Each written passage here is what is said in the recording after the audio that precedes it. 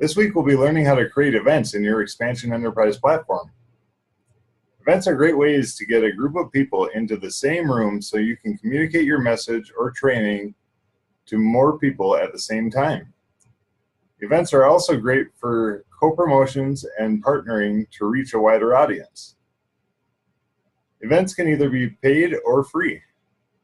Having people RSVP for your free events will get their email in your system so you can continue to invite them to future events and opportunities.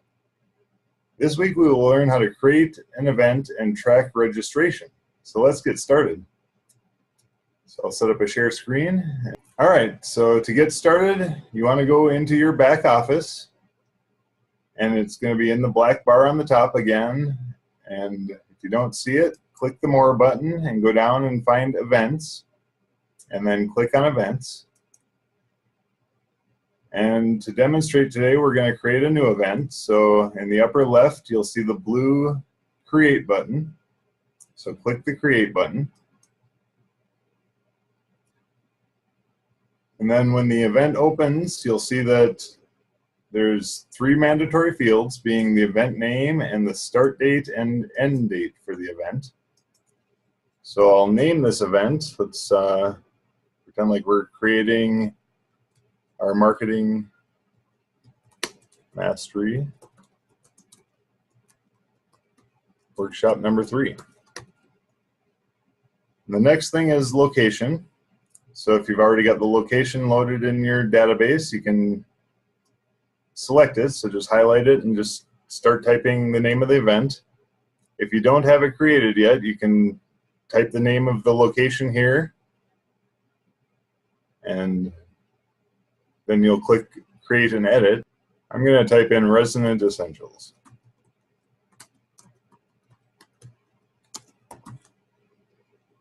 And I have it there. If you needed to create a new one, you would select at the bottom here, Create and Edit.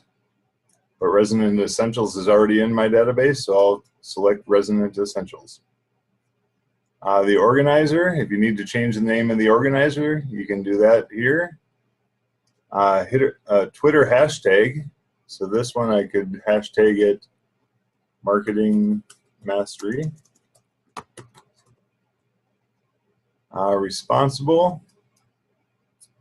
I'm logged in as Gandalf here. I'll pick Bob the Builder at the Interdimensional Spaceport. Category, so you can pick a category. We've already got ours set up. I think I've got workshop in here. And again, if you need to create one right here, you can create your new category. I'll select workshop. And then you pick the start date. So I'm going to pick, now we're thinking around like the 9th of August. And our event starts at 6 p.m. So this is military time. So think the 24-hour clock, and so 6 o'clock is 1800. Then we go till 9, so that's going to be, go back over here to August 9th. And we want 2100.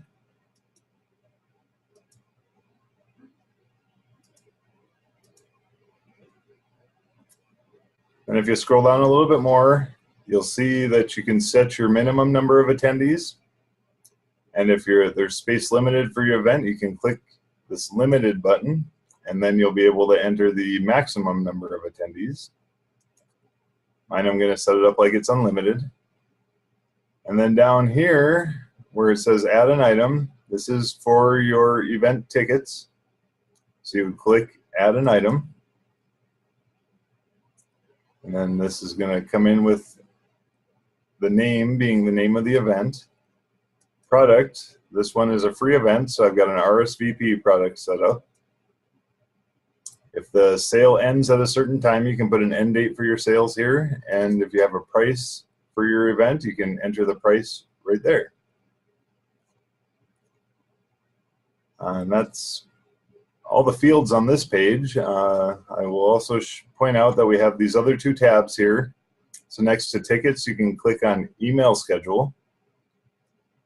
and we scroll down a little bit, we see that event subscription, this is an immediate mail that will go out when somebody registers for your event. You can add an item to be able to set a reminder email to go out prior to the event. And this is based on email templates, which we'll be getting into in following weeks. We'll talk about how to set up email templates and do mass emails. So that was quickly what's under that tab. And then there's also this tab for questions. So if you want to ask the attendees specific questions when they are registering for the event, you go here and you can click add an item. And this will open up this screen where you type in your question here. And you can click this box underneath where the question goes to ask each attendee the question. And then answer, if you click add an item here, you can enter suggestions for the answers. So this is like a mini little survey module right in the event here. So when you have everything set the way that you want it, go in the upper left and click save.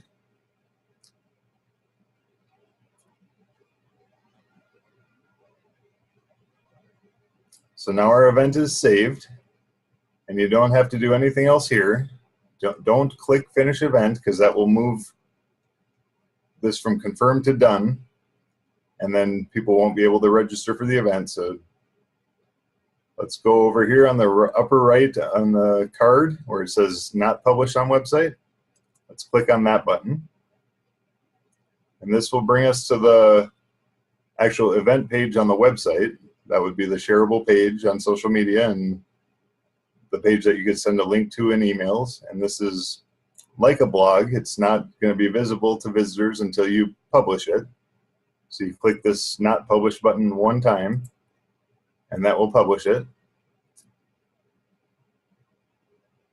So an event page is just like any other web page where you have the edit button in the upper left that you can click.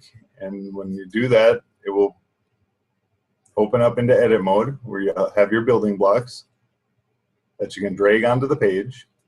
So you can drag whatever block you want on here and add whatever information you want to show up on your event page. And then when you have that set up like you like it, click save. And now since we've got the page edited and published, this will be visible to any visitors that come to your website. Now while we're here on the front, I'll point out that there is a shortcut. I recommend setting up your events in the back panel because there's more customization there, more fields that you can fill in. But if you go under content, you can also do new event right there. And that will start a new event and you'll be editing it from the website side. Not quite as much customization, but it's a quicker way to get an event started if you want to do it that way. And then if you want to go back into the back office, click on the black website button in the upper left, and then go down to events.